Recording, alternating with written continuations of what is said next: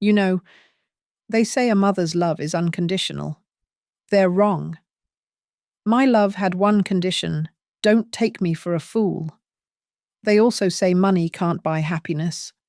Maybe, but it can buy a lightning-fast eviction. This isn't a story about a broken heart. This is a story about a broken contract. And I am the landlord who just found out her tenant, my own son, secretly violated every clause. So I repossessed the property. My name is Eleanor Vance. I am 58 years old, and for 30 years, my world has been one of ledgers, spreadsheets, and the hunt for discrepancies at Viridian Analytics. As a senior auditor in Chicago, I find the facts others try to hide. My life is built on precision. After my husband Robert passed away, that precision became my armor, and my son, Julian, became my only entry on the balance sheet that mattered. My bright, charming, 28-year-old son. It was late, just past 11 at night. The city glittered like a field of cold diamonds beyond the floor-to-ceiling windows of my penthouse. The air was silent, humming only with the low, clean sound of the circulation system. I was in my armchair. The day's numbers finally put to bed. Indulging in the one vice, I allowed myself a mindless scroll through Instagram. The glass of my phone felt cool against my palm, its dim blue light the only illumination in the dark room. Julian was supposed to be on the West Coast, a business trip for a tech conference. He'd been traveling so much, always networking, always on the verge of landing that big client, always needing just a little more time. My thumb stopped moving. A photo had surfaced on my Explore feed, pushed there by the algorithm, tagged by a person I vaguely knew through a charity board. My breath hitched. It was Julian. He was wearing a black tuxedo I had never seen. He was kissing a young woman. She was probably around 25, poured into a short white lace dress, backlit by a gaudy, heart-shaped arch of neon pink flowers. It was, unmistakably, a Las Vegas chapel. The caption underneath, written by this stranger, was bubbly, ecstatic. He landed her my wife, Serafina biggest secret, wife. The word did not compute. It hung in the still, refrigerated air of my apartment. An anomaly. A figure that simply did not add up. My heart, which had beat with reliable precision for 58 years, seemed to stutter, to pause. The phone suddenly felt heavy, a cold, hard weight in my hand. I could feel the faint vibration of the building around me. The silence was no longer peaceful. It was a vacuum. My training, my decades of professional composure, took over. I did not gasp. I did not drop the phone. I investigated. My thumb moved with the steady calm of an auditor opening a new file. I tapped the tag. Serafina. Her profile was public. It was like pushing open a door I never knew existed and finding a stranger had been living in my house for months. The photos scrolled past, a blur of a life I had no part in. Serafina and Julian in Miami, clinking champagne glasses on the deck of a yacht. Serafina and Julian at a table at Alinea, a restaurant he'd told me just last month he couldn't possibly afford. A video of him presenting her with a small, iconic blue box from Tiffany's. Her hand, displaying a 2-carat diamond, was perfectly manicured. Months of this. An entire, separate, expensive life lived in parallel to the one he presented to me. Each photo was a corresponding lie. The emergency car repair in March. That was the flight to Miami. The intensive coding boot camp in May. That was the week in New York. Every time he had called, his voice strained with worry, talking about how he was struggling financially, and just needed to focus on his career every time I had authorized a transfer to help him stay on his feet. It was for this. For her. The realization was a cold, sharp blade inserting itself neatly between my ribs. He hadn't just lied. He had systematically, meticulously, deceived me. For almost a full year. The blood drained from my face, but my hand was perfectly steady. I tapped her circular profile picture. A story, posted 10 minutes ago. The screen filled with their faces, filmed too close, giddy and flushed. Julian looked dishevelled, his bow tie undone. Serafina. This wife held up a half-empty bottle of Dom Perignon, her eyes bright and unfocused. Mr. and Mrs. Vance, she squealed, her voice high. Back in our real home to celebrate. Julian laughed and leaned in to kiss her messily on the cheek. And then I saw it. The small text at the top of the screen. The location tag. It wasn't a hotel on the Vegas Strip. It read, Lake Michigan Shoreline, Chicago. My stomach hollowed out. I knew that view. I knew the precise pattern of the city lights reflecting on the dark water. I knew the grain of the white marble island they were leaning against. It was my apartment. The lakefront property I had purchased 2 years ago with every last cent of the inheritance from my mother. The place I was meant to retire. The sanctuary I had, against my better judgment, let Julian stay in temporarily, rent-free, while he got established. The apartment that was, in all legal and financial matters, still 100% in my name. They were in my home, drinking champagne I had probably paid for, celebrating a marriage they had hidden from me, funded by the money they had leached from me in the one asset I had saved for myself. The ice in my chest didn't break. It solidified, spreading through my veins. The auditor in me had found the discrepancy. The books were fundamentally, offensively, unbalanced. And I, Eleanor Vance, was about to perform a full reconciliation.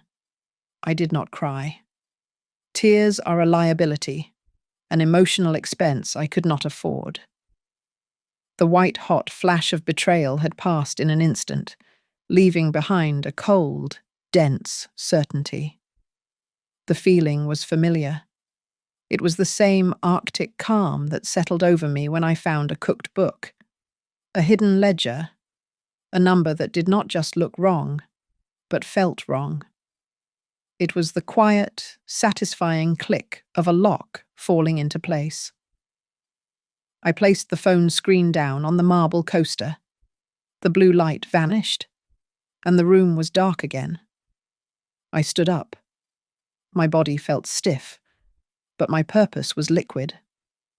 I walked the 10 steps from my living room into my home office, my feet silent on the thick wool rug.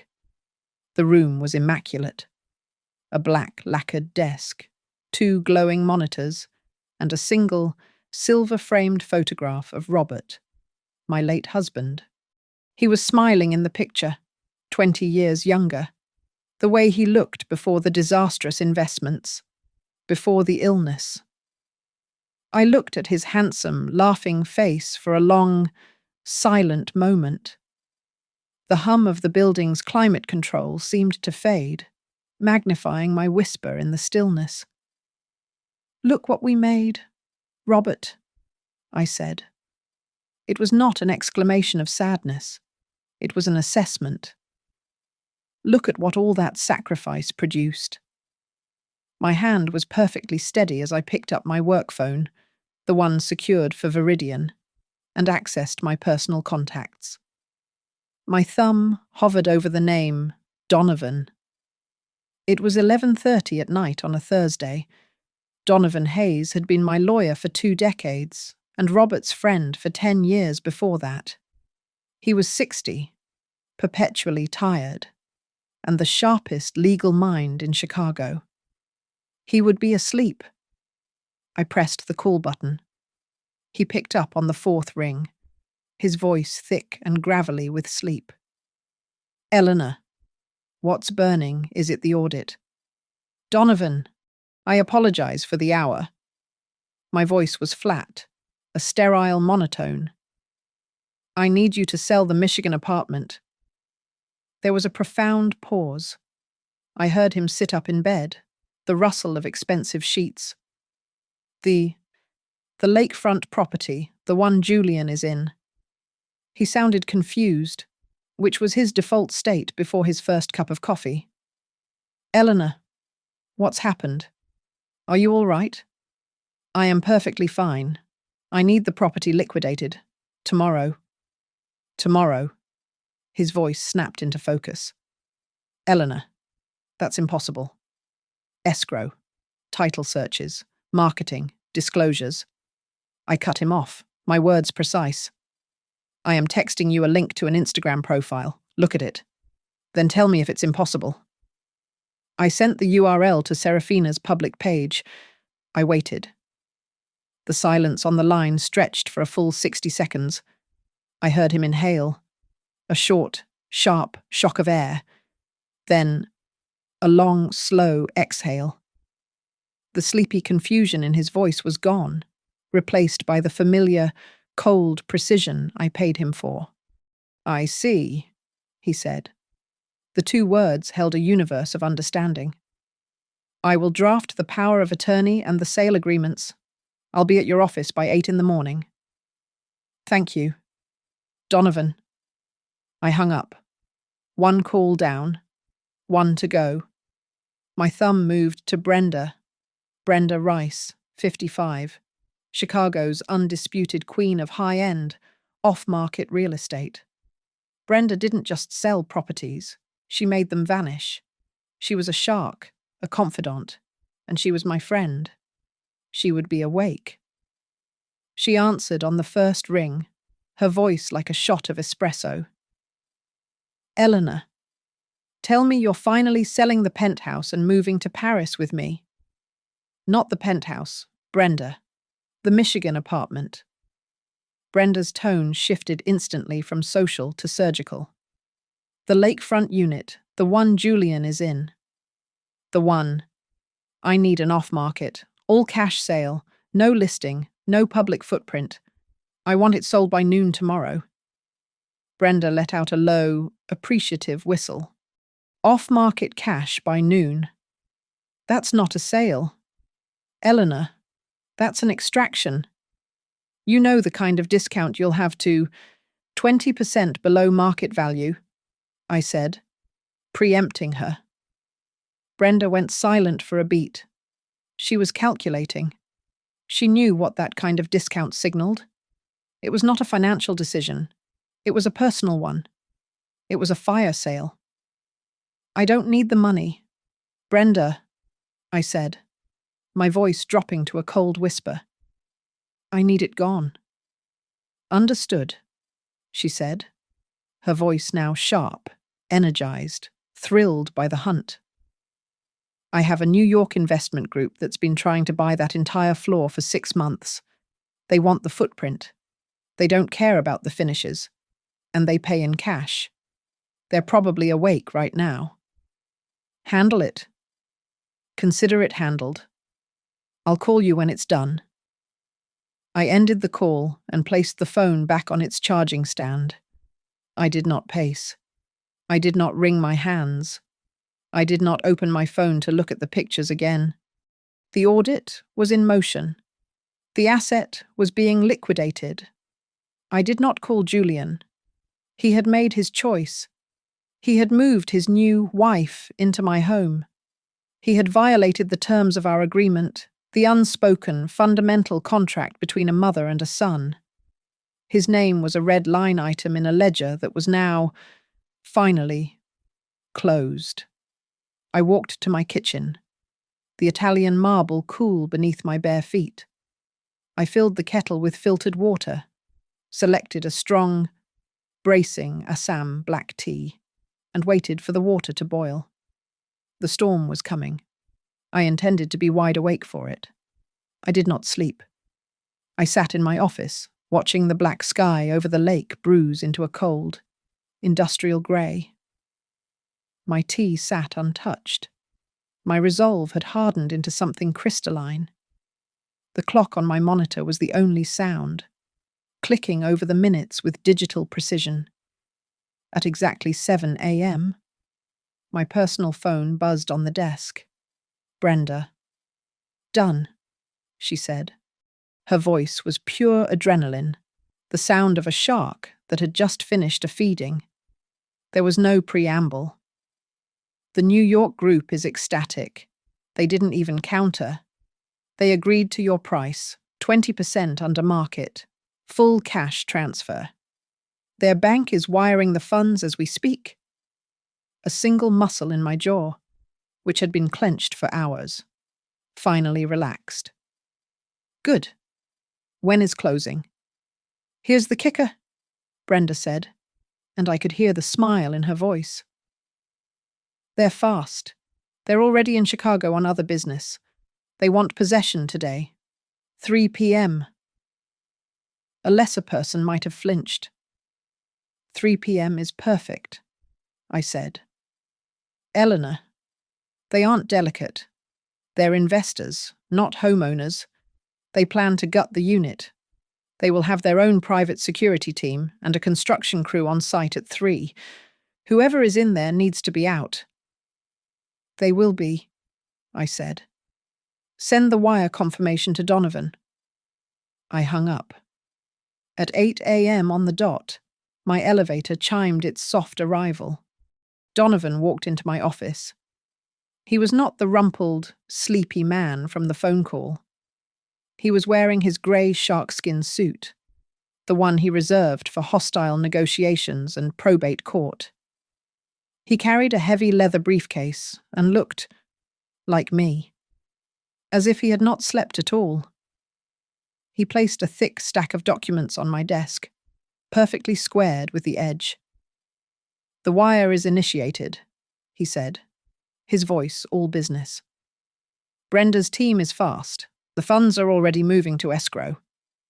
He looked at me, his gaze searching mine, not for the friend he knew, but for the client he had to protect. "Eleanor," he said, his voice quiet, formal. "Once you sign this, it is irrevocable. The apartment is gone. The asset is liquidated. There is no unwinding this." "Are you certain?" "I know," I said, cutting him off. I pulled my favorite pen, a heavy, cold, silver fountain pen from its stand. I did not read the documents. I trusted Donovan to execute my wishes. I signed my name, Eleanor Vance, on every dotted line. The flick of my wrist was firm, practiced. It was just another audit, closing a failed account. I pushed the stack back toward him. "File it." He nodded once, grimly, packed the executed papers into his briefcase, and walked out. The entire transaction took less than 5 minutes. For the next 2 hours, I worked. I opened the Viridian files I was supposed to have reviewed yesterday.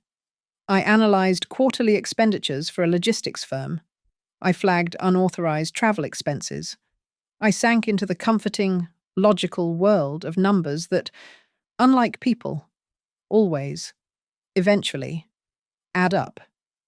At exactly 10 a.m., my secure banking app pinged. A notification, sterile and precise. A multi-million-dollar deposit, minus Brenda's commission and closing costs, had cleared escrow. The transaction was complete. The lakefront property was no longer mine. It was almost poetic in its timing. At 10:30, my personal phone rang. The screen lit up with the name Julian. I let it ring twice, a small allowance for my own composure. Then I answered. My voice was calm, neutral, the one I used for new clients. "Hello? Julian?" "Mom, His voice was thick, sluggish, coated with sleep, and last night's Dom Perignon. Hey, did you call last night? I saw a missed call on your home phone. Everything okay? Everything okay? The audacity of it was a physical thing, a cold pressure in my chest. Julian, I said, my tone perfectly level, devoid of any emotion. I need you to clear your personal items and vacate the Michigan apartment before 3 p.m. today. Silence. A dead, empty void on the line. I could hear him breathing, the sleepy fog in his brain trying to pass my words. Mum? What did you say? What's going on? I heard a woman's voice in the background, high and whining. What is it? Honey. He covered the receiver, badly. Hang on. My mom's being weird. He came back on the line, his voice still confused, indulgent. I just got back. What are you talking about? I sold it, I said. The words were as clean and simple as a new ledger. You what? His voice was a squeak. I sold the apartment. The new owners are taking possession at 3 p.m. Their security team will be arriving at 3:01 to secure the property. I strongly advise you to start packing. The confusion vaporized, replaced instantly by high-pitched, childish panic. You sold it. You sold it. You can't do that, Mom. What the hell? All my stuff is here. Serafina's stuff is here. My clothes, my computer, Serafina's stuff. He had confirmed the final data point. Mom, he shouted, his voice cracking. The spoiled boy I had failed to see replacing the man I thought I had raised. You don't even know Serafina. The line went cold. The final variable had been entered. The equation was solved. That is precisely the point. Julian? I said. My voice was quiet, but it cut through his hysteria like a razor. Congratulations on the wedding. 3 p.m. I hung up the phone. My phone was silent on the desk, a black mirror reflecting the sterile light of my office. It was 10:45 in the morning. The deadline I had set was just over 4 hours away. I should have felt panic, or regret, or the agonizing sorrow of a mother wounding her only child. I felt none of those things. I felt only a profound, weary clarity. To an outsider, my actions this morning would seem brutal, impulsive, disproportionate. But an outsider only sees the final, shocking sum on the balance sheet. They never see the long, grueling columns of inputs, the sacrifices and compromises, the slow, agonizing calculations that led to it. They do not know the foundation upon which that lakefront apartment was built. They did not see me at 40 years old, standing in a downtown lawyer's office, the air thick with the smell of old paper and furniture polish. They did not hear Robert's probate attorney explain, with excruciating politeness, the financial irregularities in his venture capital fund. My husband had not just died of a sudden, shocking coronary. He had died in catastrophic, secret debt. He left me with a 10-year-old Julian, a heavily mortgaged house, and a negative net worth that would have broken a weaker woman. I did not break. I went to Viridian Analytics, and I worked until my eyes burned from the blue light of the spreadsheets. I took the audits no one else wanted, the ones that required sleeping on a cot in a windowless data room in Omaha for 2 weeks straight, sifting through a decade of falsified invoices. I did not just earn a paycheck. I waged a silent, grueling war against my husband's red ink, one cell, one line item, at a time. While other mothers were chaperoning field trips, I was auditing pension funds. While they were planning summer vacations to Disney World, I was in acrimonious negotiations with creditors. I paid for Julian's private school, every lacrosse stick, every navy blue blazer, every advanced placement textbook, by liquidating my own life, piece by piece. When I was 45, Viridian offered me the New York office, a full partnership, the corner office on the 52nd floor, overlooking Central Park. It was everything I had worked for, the validation of my entire career. But Julian was 15. He was struggling with Robert's absence. His grades were slipping. He was acting out. He needed stability. He needed me in Chicago. So I turned it down. I told the board my presence was required in the Chicago office. I stayed, remained a senior auditor, and watched a man I had personally trained take the job and the salary that should have been mine. I swallowed that bitterness, telling myself it was a necessary entry in Julian's column. When he got into that expensive private university on the East Coast, there wasn't enough. The debts were finally gone, but the savings were thin. So I sold the house my father built, my own childhood home on the North Shore.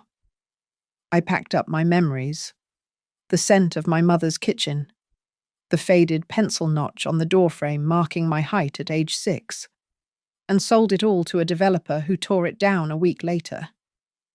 I moved into a corporate rental and wired the proceeds directly to his bursar's office. It was a sacrifice made without a second thought. It was for Julian.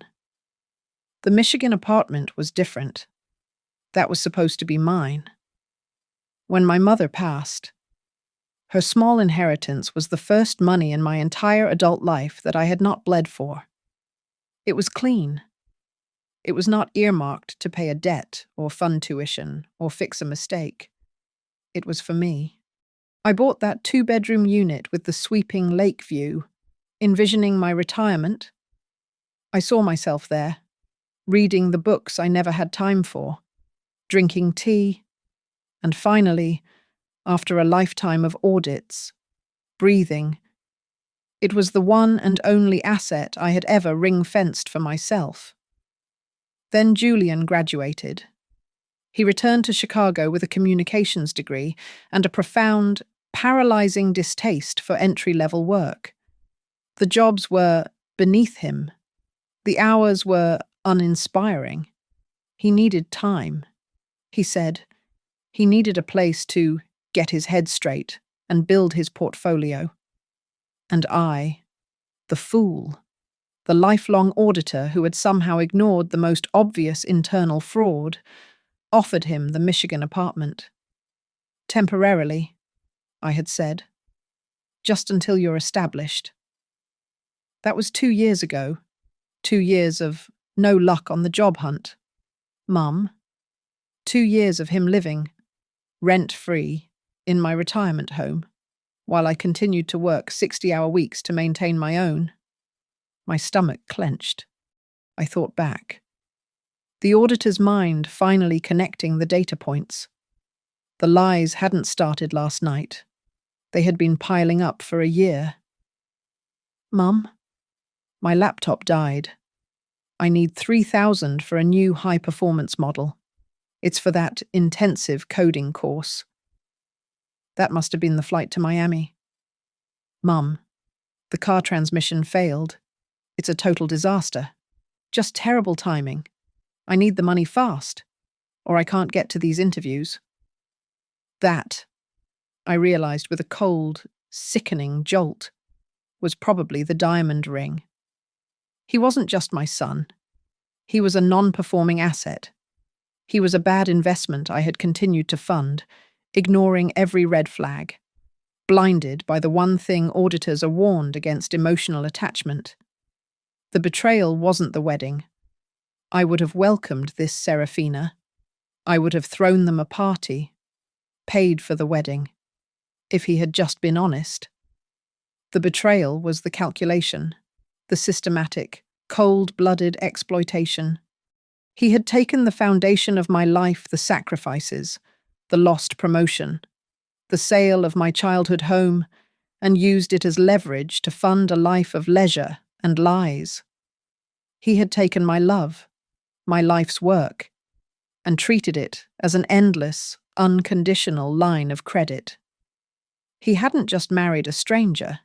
He had partnered in a fraud against his own mother. The books were fundamentally, offensively unbalanced. My act this morning wasn't revenge. It was a market correction. It began at 10:31 a.m., the exact second I disconnected the call. My phone, which had been resting silent on the desk, suddenly detonated. It didn't just ring, it convulsed, vibrating against the polished wood with a violent, angry buzz. Julian. I watched it. The call timed out. It rang again, instantly. Julian. And again. And again. I watched the missed calls stack up on the lock screen, a frantic digital tantrum. 1, 5, 10. He was discovering, perhaps for the first time in his 28 years, what a hard, immovable boundary felt like. I let every call go to voicemail, each one a small, satisfying testament to my decision. Then, my personal phone rang. The screen read, Maria, my younger sister, the designated family peacemaker, the one whose entire identity was built on smoothing ruffled feathers, begging for understanding, and absorbing the emotional shrapnel of others. Julian, naturally, had run straight to her. I answered, my voice a flat line. Maria. Eleanor. My God. What are you doing? Her voice was high, frantic, precisely as I expected. Julian just called me, hysterical. He's sobbing. He said you sold his apartment. He said you're kicking him out on the street. I sold my apartment. I corrected, the distinction critical. He was a guest. His privileges have been revoked. He's your son. Eleanor, your only child. How can you be so cold? He just got married. This is supposed to be a happy time. Was I supposed to be happy when I discovered that marriage via an Instagram post? I asked. He was scared to tell you you've always been so intimidating. She wailed, deploying the familiar family excuse for his failings. You're just going to throw him out with his new wife. Where will they go? That is an operational question for him and his wife to resolve, I said, using the language of my profession. I am not his financial planner, and as of 3 p.m., I am no longer his landlord. Do not call me about this again. I hung up before she could reply. My work phone rang again, an unknown number with a local area code. This, I knew, was the next wave. I answered with my sterile office greeting. Eleanor Vance. A shriek, a raw, piercing, gutter-level shriek that made me physically pull the receiver an inch from my ear. You are you, Eleanor Vance? I am... To whom am I speaking? This is Connie Gomez, Serafina's mother. You heartless bitch. Ah, the other principal in the fraud. You are a monster, she screamed, her voice cracking with a performative rage I recognized from hostile audits. What kind of jealous, twisted old woman does this? You ruined my daughter's happiest day. My baby is in there crying her eyes out. She's hysterical. We're calling the police. We're going to sue you for everything you have. Jealous. The accusation was so absurd, so wide of the mark. It was almost clinical. They didn't see an auditor correcting a balance sheet. They saw a spurned matriarch, a cliché from a bad afternoon soap opera. Sue me for what, exactly, Miss Gomez? I asked, my voice genuinely curious. Liquidating my own asset. For emotional distress. For cruelty. For wedding sabotage. You haven't heard the last of us. The line went dead with a dramatic click. The calls stopped for a few minutes. The silence was tactical. They were regrouping. Then came the public assault. My email, which I kept separate, began to ping, and again, and again. Notifications from Facebook, a platform I hadn't checked in 6 months. Julian had tagged me. I opened the browser. There it was.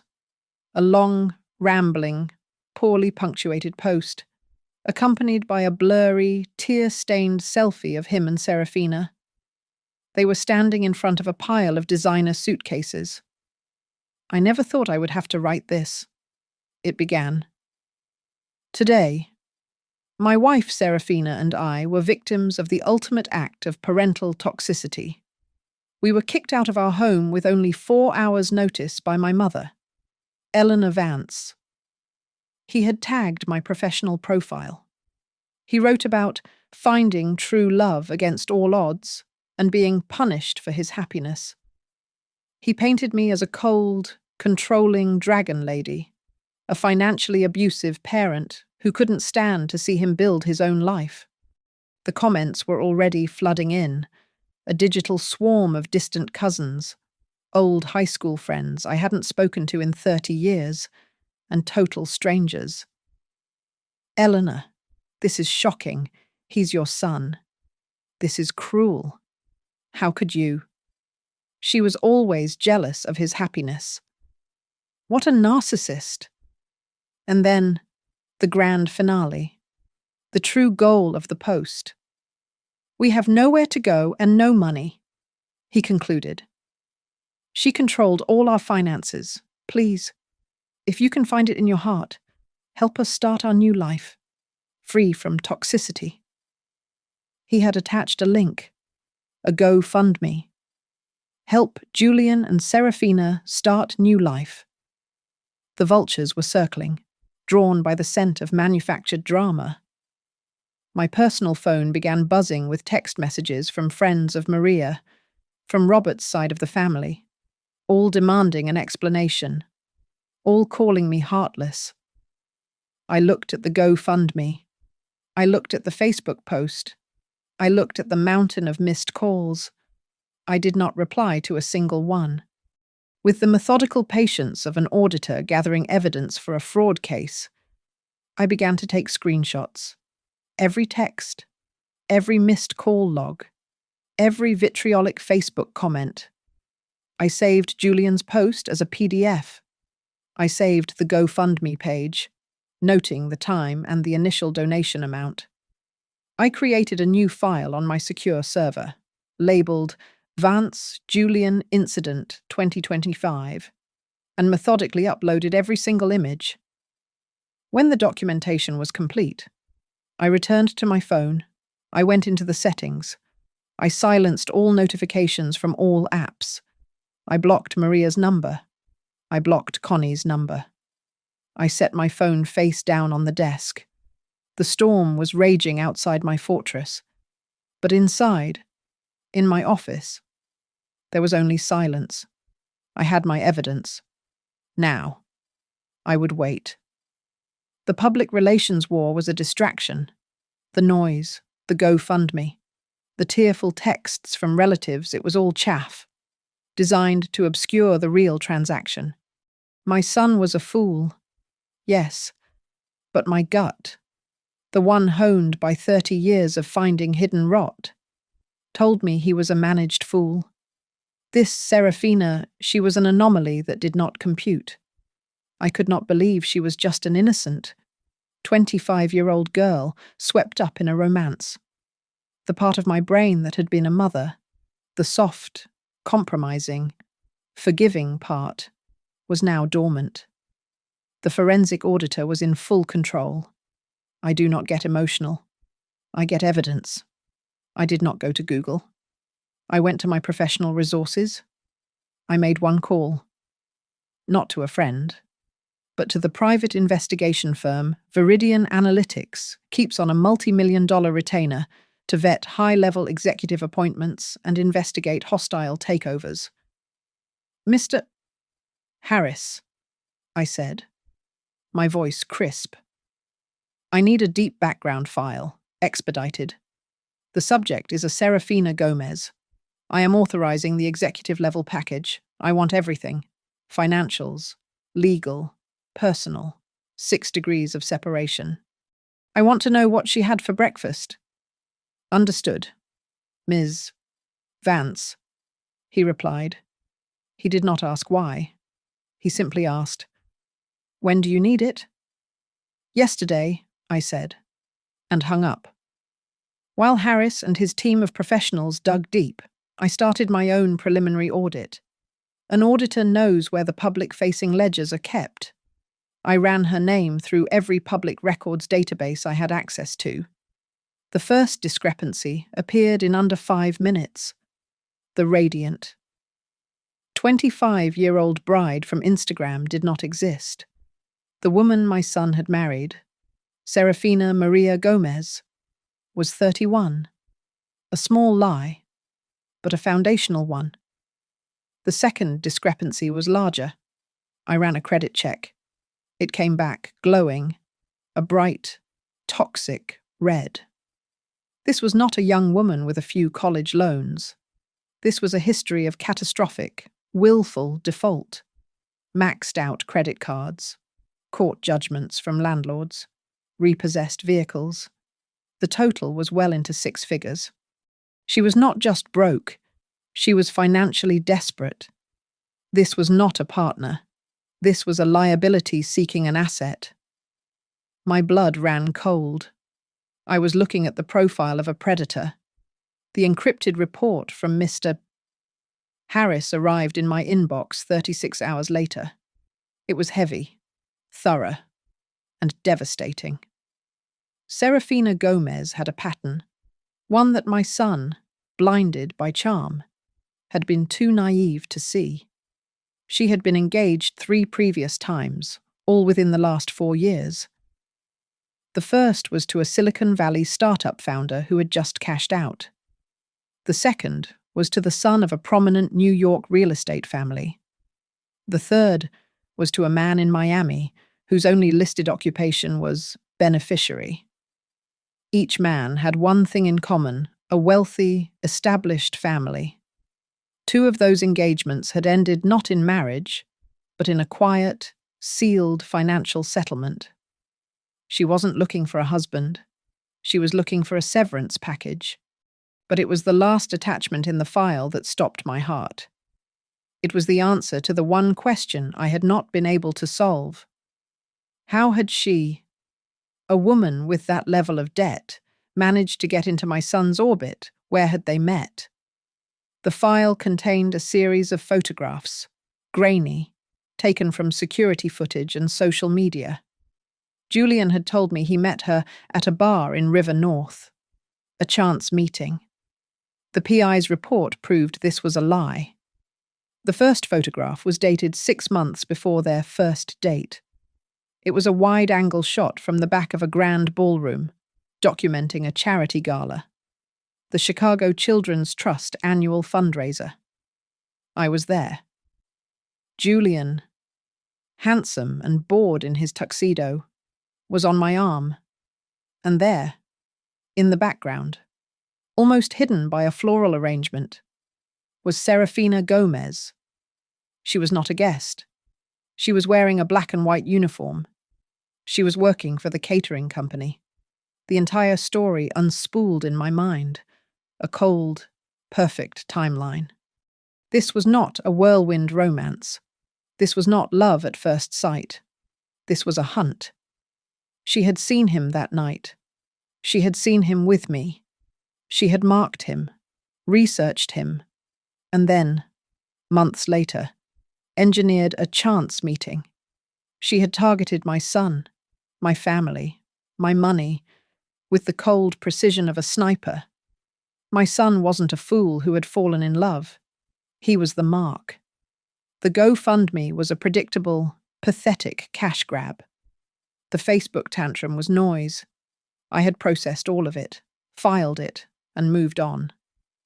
I spent the following week at Viridian, burying myself in the clean, logical world of a quarterly review for a shipping conglomerate. I was auditing fuel expenditures when my assistant interrupted me, a rare and unwelcome intrusion. Ms. Vance, I'm sorry. A court courier is here for you. He says it must be delivered to you personally. A chill, different from the one I'd felt before, settled on me. This was not the emotional chaos of a family squabble. This was the cold, formal opening of a new front. This was the game. I accepted the thick, heavy manila envelope. My name and work address were printed on the label. The return address was a high-powered, boutique litigation firm in the Loop. I knew their name. They were sharks, the kind who specialized in messy, high-asset divorces. I did not open it. I called Donovan. They've served me. I'm sending a copy to your office. I'll be there in 30 minutes. I sat in Donovan's conference room, the polished mahogany reflecting the grey Chicago sky, as he read the document. I watched his face, a mask of professional calm that, after 20 years, I could read perfectly. His brow tightened, his jaw set. He read a passage, then read it again, his eyes narrowing. Finally, he placed the document on the table between us. It was a summons and a civil complaint. Well, he said, his voice dry. They are not amateurs. The emotional distress claim, I asked. Oh, that's in there, he said, waving a dismissive hand. Page 1. Intentional infliction of emotional distress. It's boilerplate. It's the smokescreen. They're not suing you for the apartment. They know they can't. They're suing you for, and I quote, a pattern of financial and psychological abuse culminating in a vindictive and malicious eviction. He tapped a different section. But this is the real attack. This is what they're truly after. I read the heading. Petition for emergency accounting and transfer of control of the Vance family trust. My blood, which had been cold, turned to ice. The Vance family trust. The fund Robert had set up before his death, back when we thought we had millions. The fund designated with Julian as the sole beneficiary, to be managed by me, the executor, until he was 35. They're demanding a full, immediate accounting of the trust, Donovan said, his voice low. And they're filing a motion to have you removed as executor. On what grounds? I said, my voice dangerously quiet. On the grounds that you have systematically abused your fiduciary duty. They claim you have deliberately commingled funds and withheld disbursements to keep Julian under your thumb. They are painting a picture of him as a vulnerable adult, incapable of managing his own affairs, who is being held hostage by a controlling mother.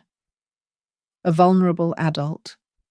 My son, who had, just a week ago, been orchestrating a 6-figure fraud against me.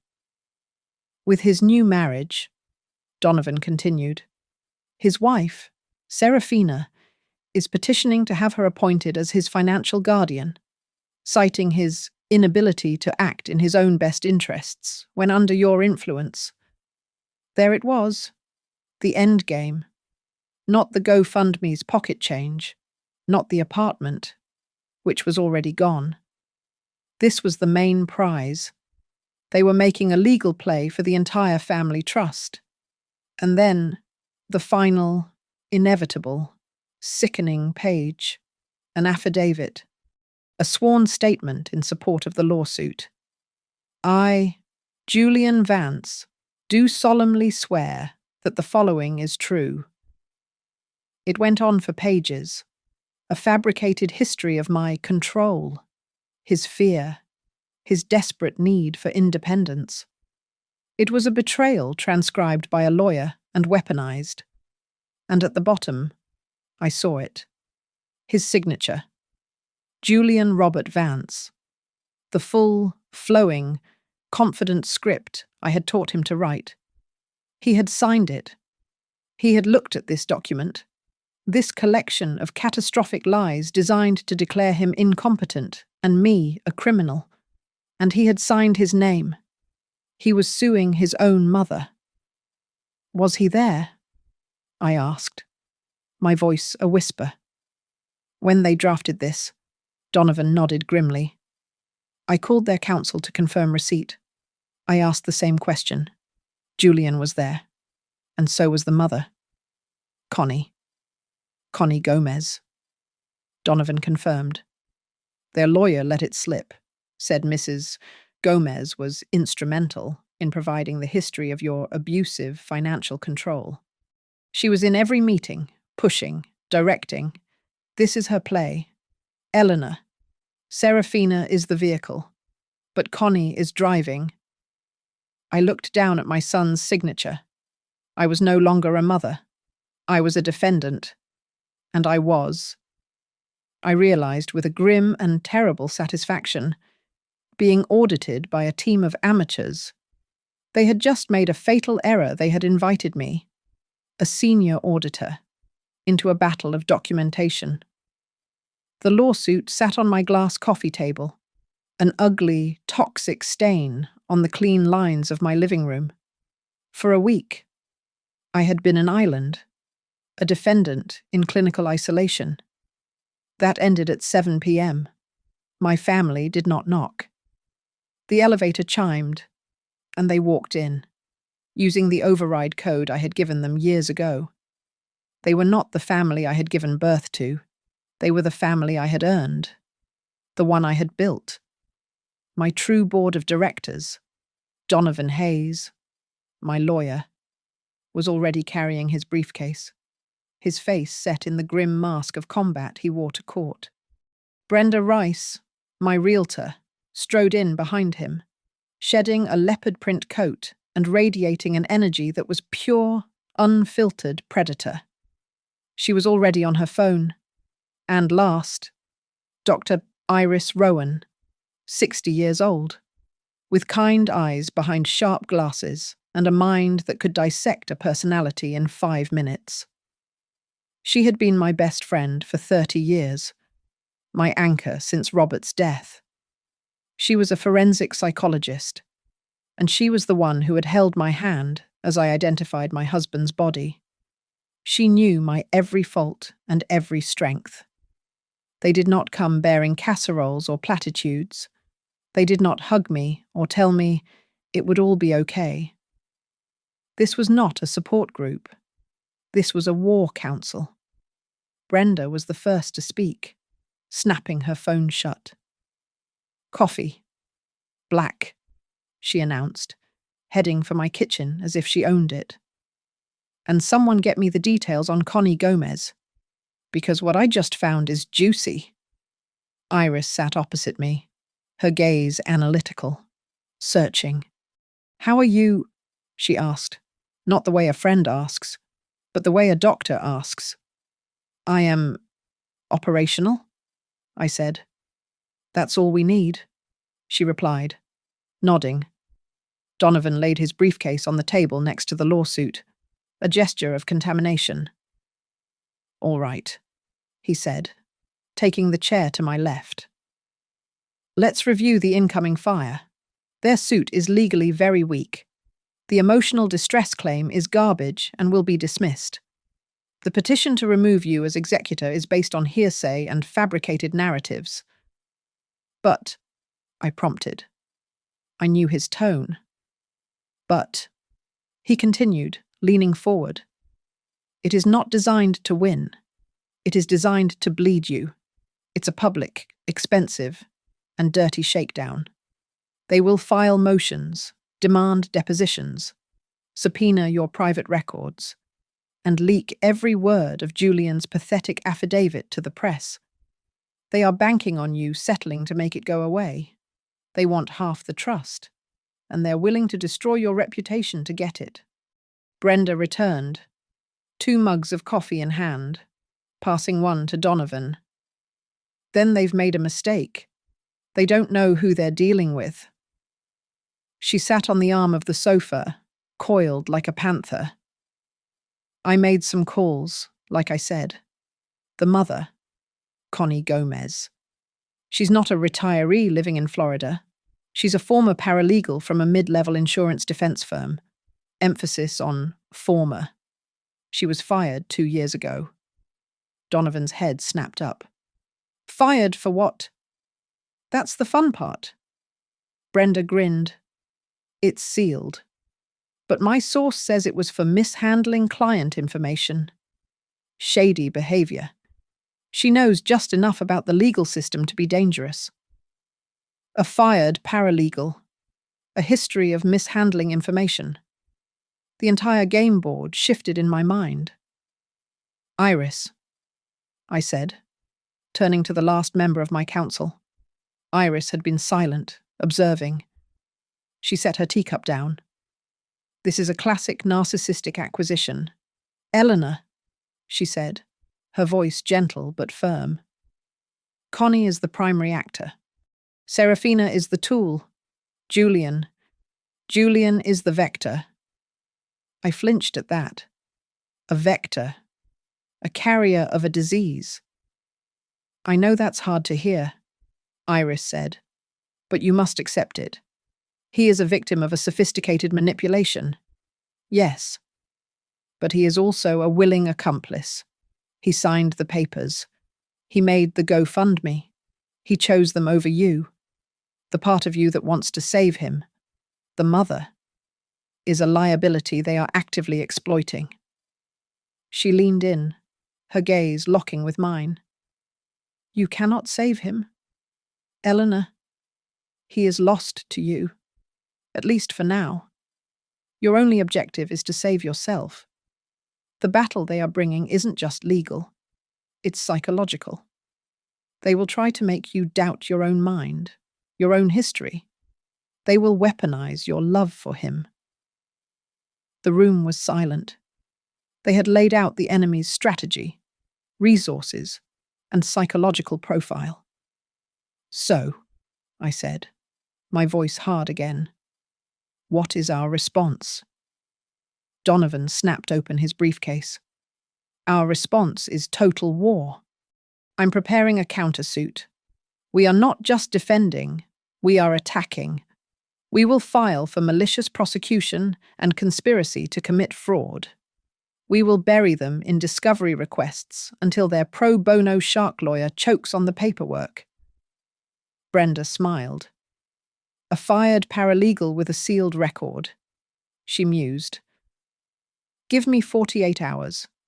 I'm going to find the person who fired her. I'll find out exactly what mishandling means. Iris placed her hand on my arm. Her grip was firm. And I will prepare you for the deposition. They will ask you about Julian's childhood. They will ask if you loved his father. They will ask about every dollar you ever spent on him. You will not be a mother in that room. You will be a survivor. We will practice. I looked around the room, at my lawyer, my strategist, my psychologist. This was my true family, the one I had chosen, the one that showed up. The fire in my chest, which had been a cold, hard ember of resolve, was now a furnace.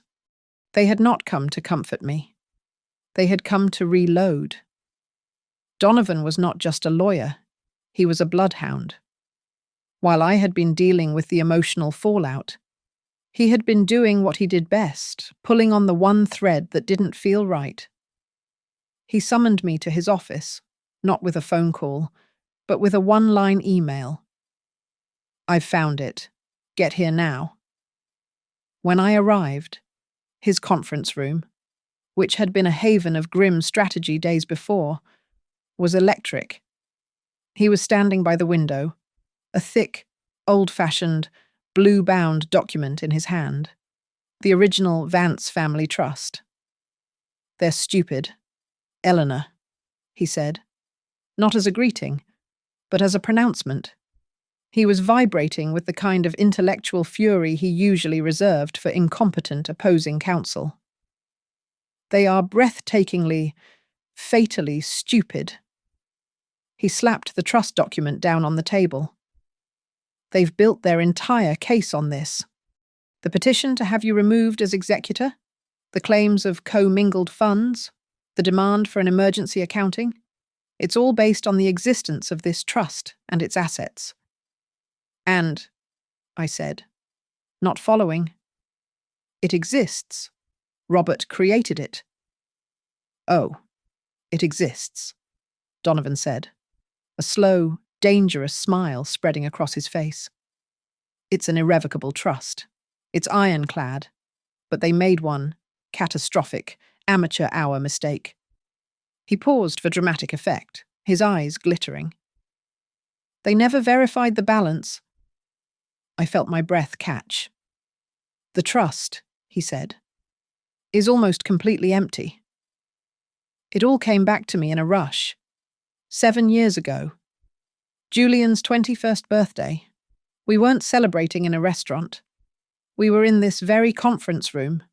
Donovan had been there. I had sat Julian down and laid out the final, ugly piece of his father's financial wreckage, a massive, 7-figure balloon payment on a defaulted business loan. A debt so toxic, it had kept my personal assets frozen in probate for over a decade. The only way to clear it, to finally be free of Robert's ghosts, was to use the one fund the creditors couldn't touch, the family trust. The trust fund is nearly empty, I whispered, the realization dawning. It has, Donovan said, consulting a fresh bank statement. A current balance of $4,215.18. It's been that way for 7 years. Julian signed it, I said, remembering. He signed the disbursement forms. He did. Donovan confirmed. I have his signature, notarized. On his 21st birthday, he legally authorized you, as executor, to use the trust principal to settle his father's final estate debt. We used every last dollar to free up your own accounts, which, I might add, are not part of the trust and are none of their damn business. A giddy, cold laugh escaped my lips. So they're suing for nothing. They're spending tens of thousands on a legal fight to gain control of $4,000. They're suing for an empty box, Donovan confirmed, because they're operating on a false prospectus. They think it's full. They think it's the multi-million-dollar fund Robert originally created. But how could they know about the original fund? I started. And not know about the disbursement Julian must have. My phone, the one on my hip, the one Brenda had the number for, buzzed. I held up a finger to Donovan and answered, Brenda, Eleanor, stop what you're doing. Her voice was not the usual energized huntress. It was quiet. It was stunned. Connie Gomez. I found out where she was fired from. I mean the specific firm. Go on, I said, my blood turning to slush. She wasn't just any paralegal at any firm, Brenda said, her voice dropping. She was fired from Kensington, Adler, and Finch. I looked up at Donovan. His face had gone chalk white. He had recognized the name. I mouthed it to him. Kensington, Adler, and Finch. Donovan, I said, my voice barely a whisper. Who did Robert use to draft the trust 15 years ago? He didn't have to check. He knew. Kensington, Adler, and Finch, he said, his voice hollow. The entire world snapped into focus, the tumblers of a massive, complex lock falling into place with a sickening, final click. Connie. Connie wasn't just a pushy mother. Connie wasn't just a shady paralegal.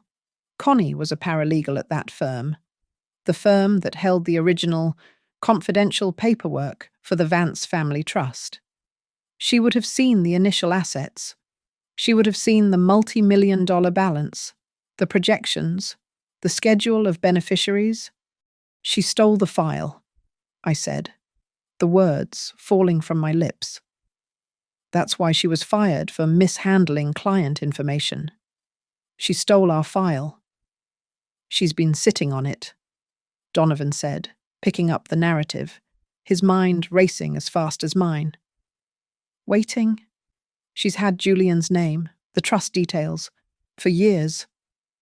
This entire time, I said, sinking into a chair. The chance meeting at the gala, the whirlwind romance. Serafina? Serafina wasn't the hunter. Donovan finished, his voice grim. She was the bait. Connie was the mastermind, I said. This was a long con, a decade-long heist, all based on a stolen ledger. They're operating on 15-year-old financial data.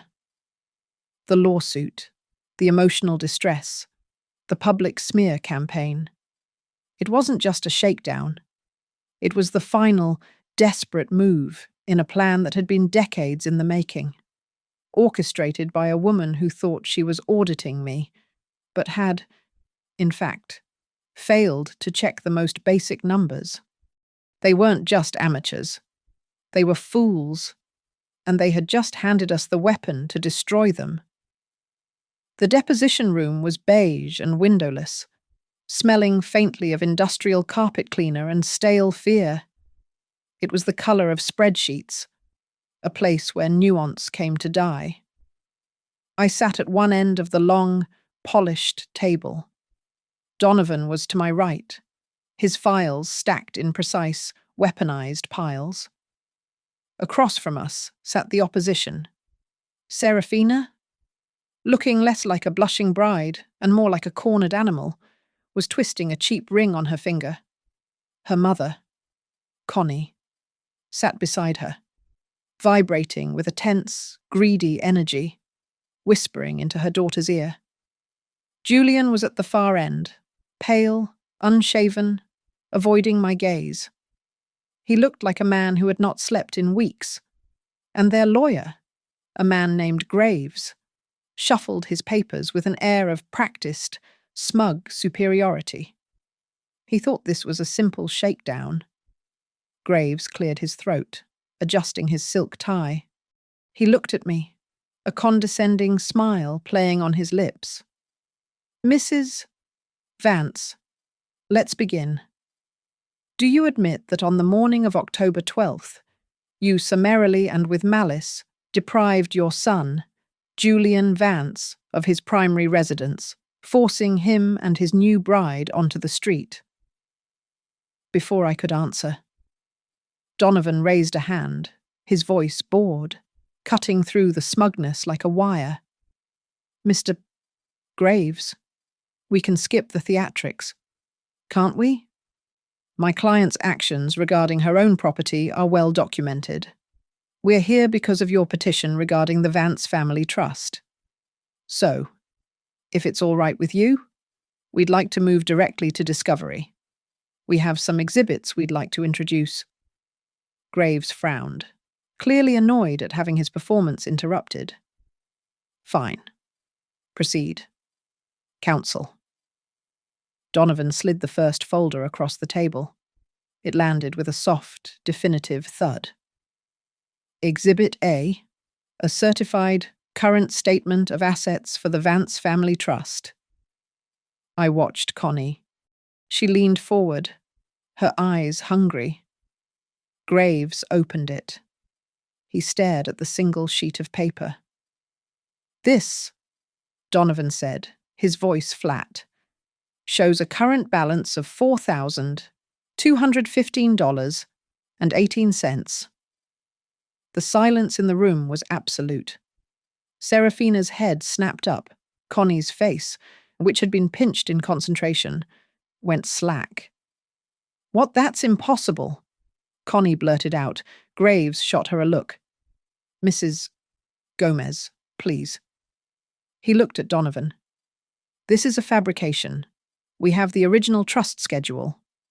Ah, yes, the original schedule, Donovan said, sliding the next folder.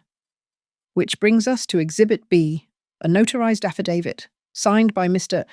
Julian Vance on his 21st birthday, 7 years ago. I watched my son. His gaze, which had been fixed on the wood grain of the table, flickered. He knew what this was. This document, Donovan continued, authorizes my client, the executor, to make a full disbursement of the trust principal to settle the outstanding debts of the Robert Vance estate, which she did, legally. Julian sank lower in his chair, his face turning a dull, mottled red. He was physically shrinking. So you see, Donovan said, his voice turning cold. Your entire suit is based on a fund that hasn't existed for 7 years, an empty box. Which begs the question why. Graves was pale. He was an officer of the court, and he was realizing, in real time, that he had been fed a fantasy. He was committing fraud. Exhibit C, Donovan said, his voice dropping. He wasn't looking at Graves anymore. He was looking directly at Connie Gomez. He slid a single sheet of paper. Your employment file, Mrs. Gomez. From Kensington, Adler, and Finch. If Graves had been pale, Connie was now the colour of ash. The same firm, Donovan stated, that drafted the original Vance Family Trust 15 years ago. The firm from which you were subsequently terminated for mishandling client information. Graves looked at Connie, his eyes wide with a dawning, sickening horror. He finally understood. He had been lied to.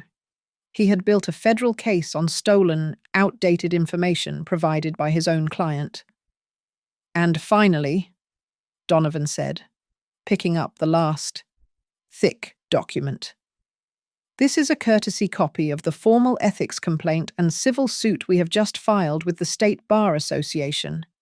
It accuses Mrs. Connie Gomez of the felony use of stolen, proprietary client information to orchestrate a multi-year conspiracy to commit fraud against my client. That did it. The fragile alliance shattered. You stupid old bitch, Serafina shrieked, turning on her mother. You told me it was millions. You said it was guaranteed. Shut up, Serafina. He's lying, Connie hissed back, but her eyes were darting toward the door. Graves was frantically stuffing papers into his briefcase. This deposition is over. Amid the chaos, the crosstalk, the accusations, the lawyer's panic, one sound cut through. A small, broken sound. Mom. I looked up. Julian was staring at me, his face wet with tears. The manipulation had finally cracked, revealing the terrified, stupid boy underneath. He finally understood the depth of the betrayal, not mine, but his. I stood up. I did not look at him again. I calmly buttoned the jacket of my navy blue suit. I looked past my son, past the sputtering lawyer, and settled my gaze on Serafina and Connie. 2 failed con artists staring into the abyss. You aimed for my assets, I said, my voice quiet, carrying across the room like a shard of ice. But you forgot to audit the books. An amateur mistake. I turned to Donovan, who was watching the scene with the quiet satisfaction of a master chess player. I'm done here, I said. Send me the bill. I walked out of the beige room, leaving the wreckage of their long con collapsing behind me, and I did not once, look back. Thank you all so much for listening to my story. I'm curious, where in the world are you tuning in from? Let me know in the comments below. I'd love to connect and hear your thoughts. Please subscribe to Grandma's Family Diary, like this video, and if you can, Please support us by hitting that hype button so this story can be heard by more people.